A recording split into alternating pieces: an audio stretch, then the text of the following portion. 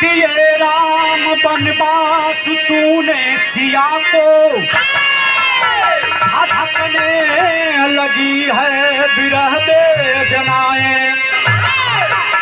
लिए रथ लखन धीर आंगन में आए, अयोध्या के नगरी में मातम था छाया। छलकते थे आंसू लखन भी खोले, यह वेदना जानकी ने सुनाया।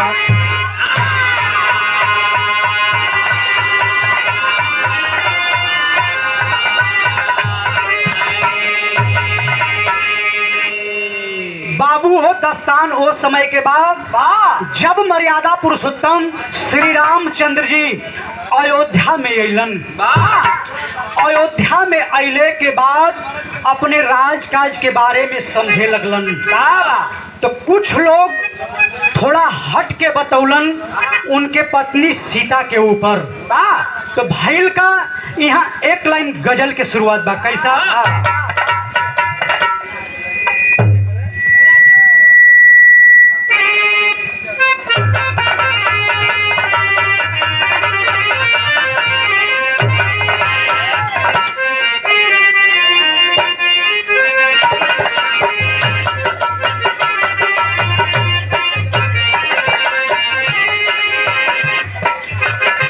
ऐसा पहली बार हुआ है,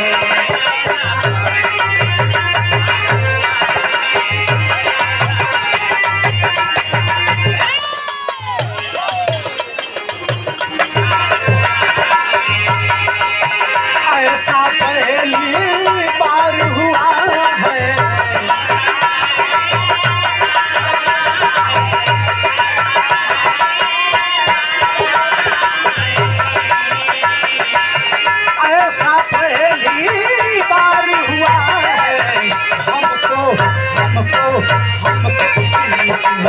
प्यार हुआ है,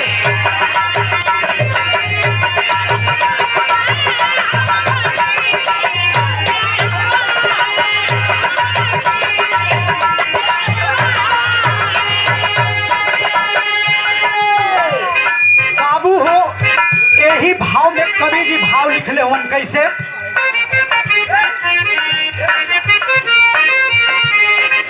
समय के आगे रिश्ता झुका है,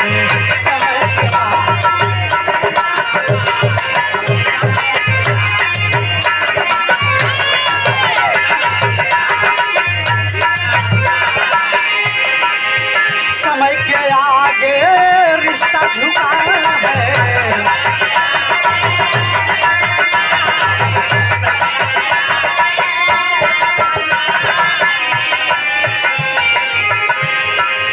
समय के आगे रिश्ता झुका है, अपना ही वफा बना है।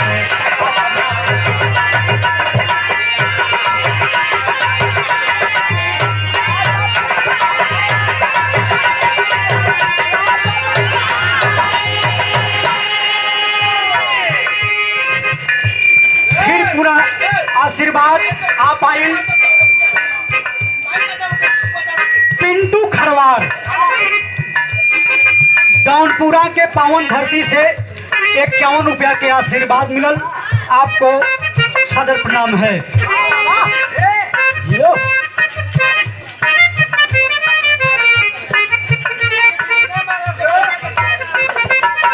परम सम्मानित हमार बड़का भैया ग्राम सभा नदहा के पावन धरती से आवे वाला भविष्य के भावी प्रधान के प्रत्याशी आप श्री छोटू यादव भैया के ओर से 501 रुपया के आशीर्वाद मिलल।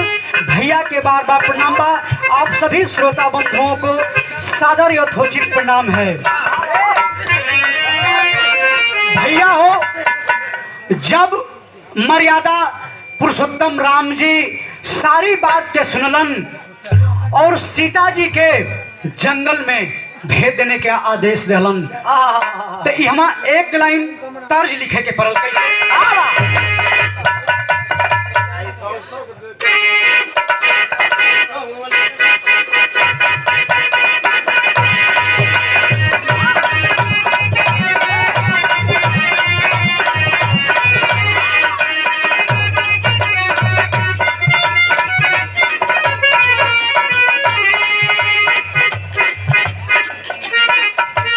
मास्टर साहब ई भी धुन बड़ी नहीं बजा दहलन। कौनो मर्द मेहरारू के बीच के वार्तालाप बा। वो मर्दा बड़ी नाच के शौकीन रहल। नाच के हो वो जब मन करे तब रात के निकल जाए।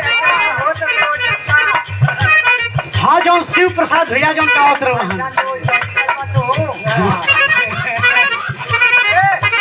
सबकर अलग अलग कवि जी मिजाज होला।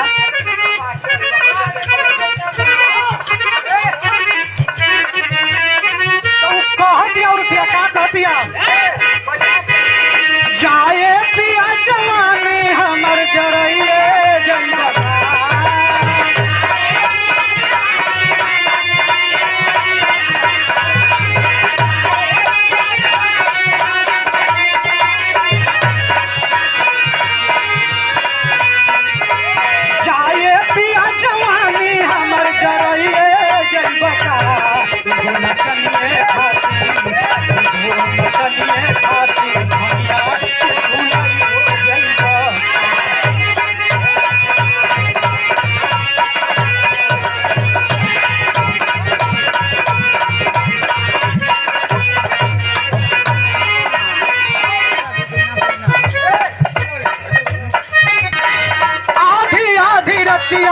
पिया बोरतियो लेके जाला ओ करतियो देखे जाला।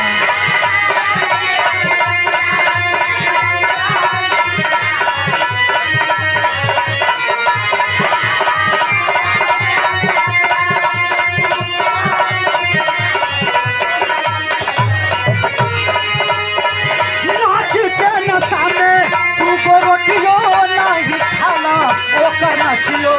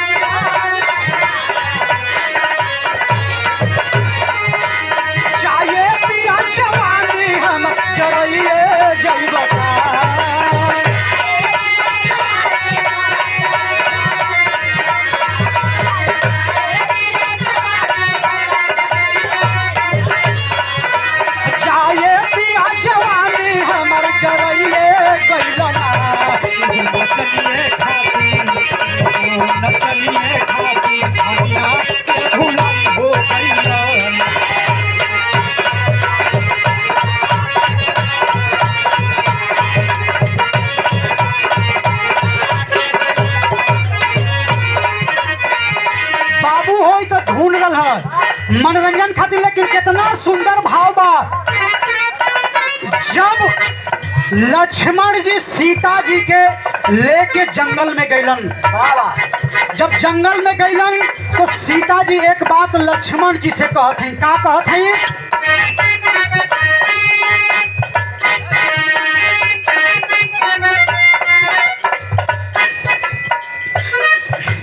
कौन कसूरवा हमारी लक्ष्मण छोड़िए दिहलना।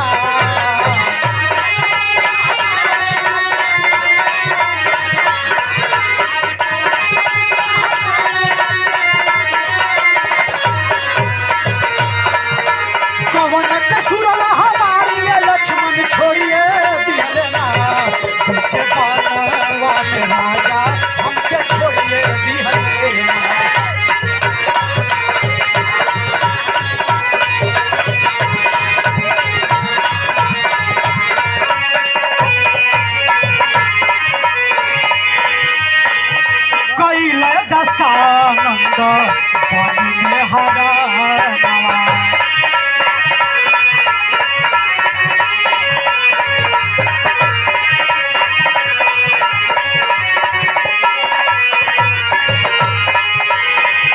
लंका के नाश भइले हमारे करना।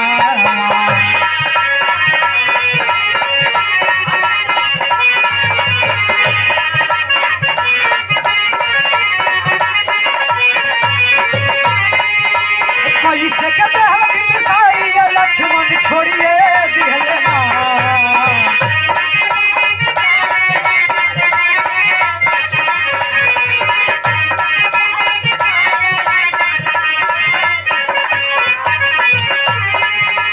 कैसे कहते हमें बिना मिसाई लक्ष्मण छोड़िए दिहले ना। कारण हम के राजा जी बिसराई हो दिहले ना।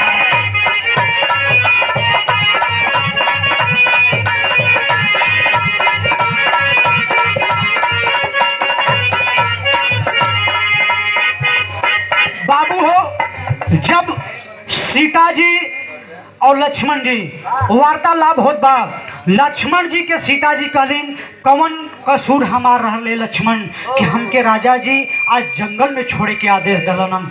हमर ही कारण लंका के नाश भइल, रावण मारल गईल, फिर भी जानते हुए काहे बिसरा दलन।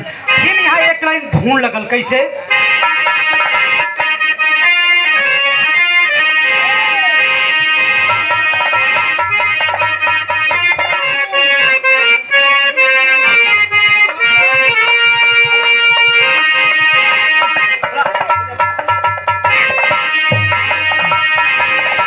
अरे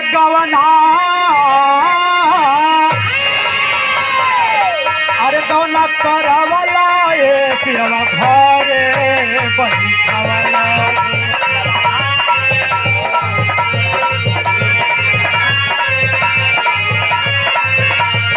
ए राजा के घरे बैठवला।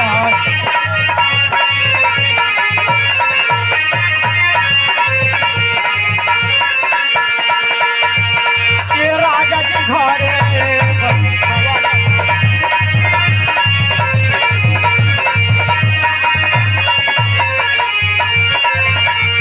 अपने बसेला मोरे राजा हो, अपने बसेला मोरे राजा जी हो पानी दिया।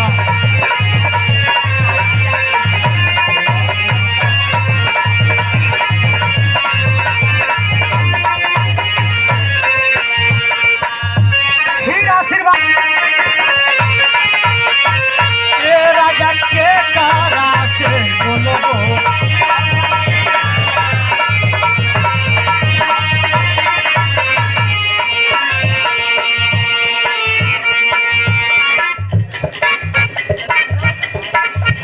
परम सम्मानित हमारे चाचा राम जीवन की ओर से 51 रुपया के आशीर्वाद मिलल। आपके प्रणाम बा, आप सभी को सादर यथोचित प्रणाम बा। अरे ए राजा के कारा से बोलो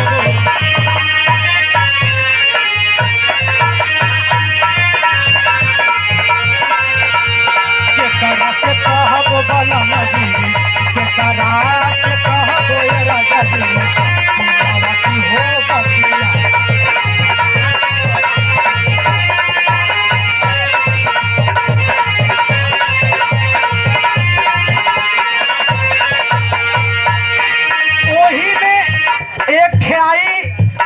समझाई सास जी से हंसी आए धनी नाना दी से बोलिया।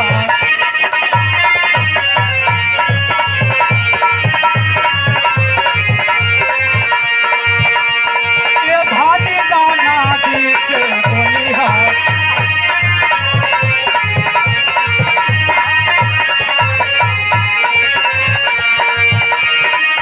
यही देवरा से कई है रनिया, यही देवरा से कई है रनिया, दिलवा की हो बतिया।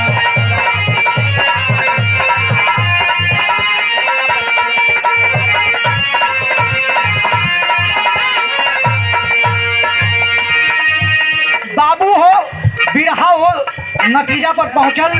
जब लक्ष्मण जी वहां से चललन तो सीता जी एक बात कहली,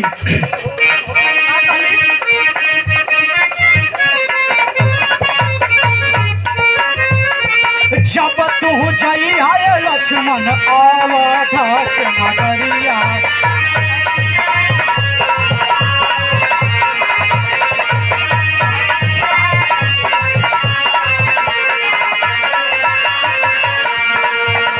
राजा जी से कई है लक्ष्मण, राजा जी से कई है लक्ष्मण, हो और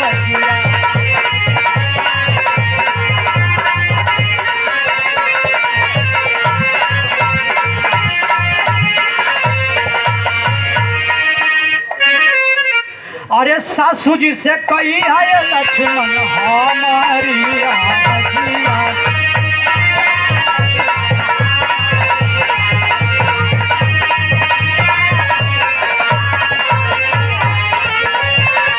सासू जी से कही है लक्ष्मण हमारी हो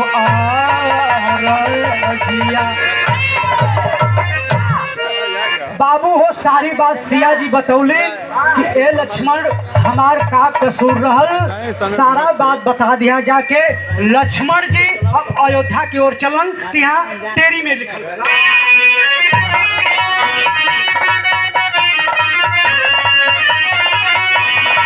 अरे मोरे राम, लक्ष्मण जी जब अयोध्या की ओर चलले, अरे लक्ष्मण जी जब अयोध्या, अरे लक्ष्मण जी जब अयोध्या की ओर चलले, सिया के लेके सारी दिन में अब बचनिया हो बचनिया।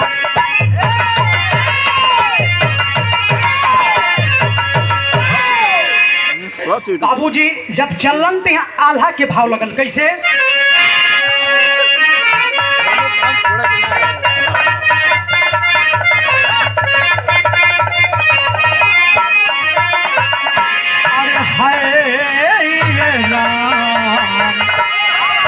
अरे धोबी के में हाथवा,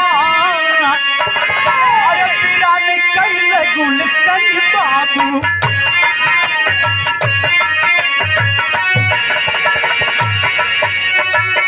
धोबी आके दोस्त ना समय के रखवा,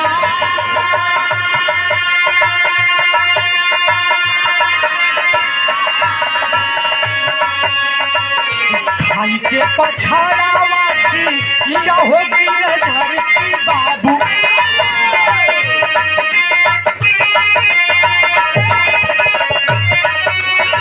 रोवती लक्ष्मण करे जावा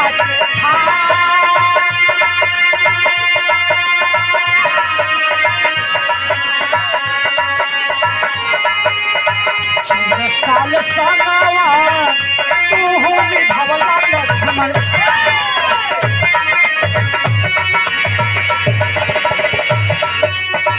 रथिया घुमाए हो अवध के माझा,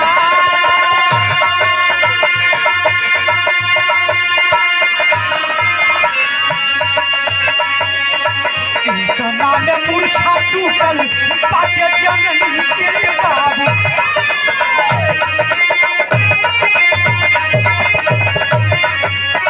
छमखेली करा बाबा में या बाला लाचा,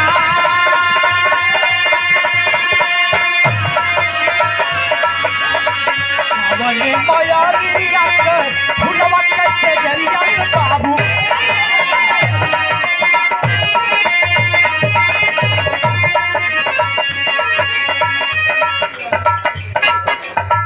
धरती बाबू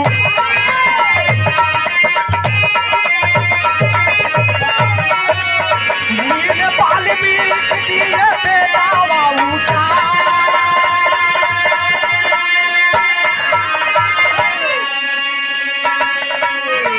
बाबू हो सारा बात लक्ष्मण जी के बतौली। सीता जी ए लक्ष्मण जइहा सारी बात बतैया, लेकिन ए बाबू विधि के विधान के टल्ले बाप जो होना है वो होकर ही रहेगा। सिया जी के धोबी के ताने पर जंगल में छोड़े के आदेश मिलल।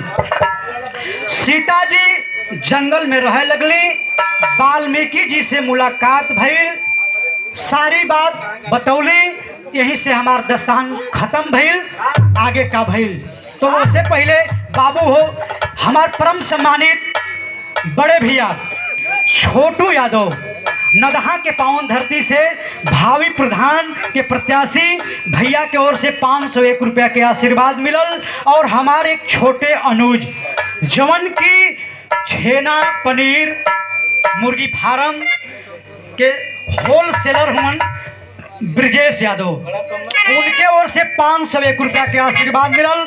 आप सभी को देने वाले दाता को प्रणाम, सुने वाला श्रोता बंधु के सादर यथोचित प्रणाम बाबू हो। यही से हमार दस्तान खत्म भइल। कहे के मतलब ई है कि जैसन विधि के विधान के आगे कोई टाल ना सकेला। तो छापा कैसे गुरु घाना के गुरु बिहारी गुरु गणेश बीतले 9 महीनवा, अरे गोदिया गुलजार किए लव कुश सुगनवा हो।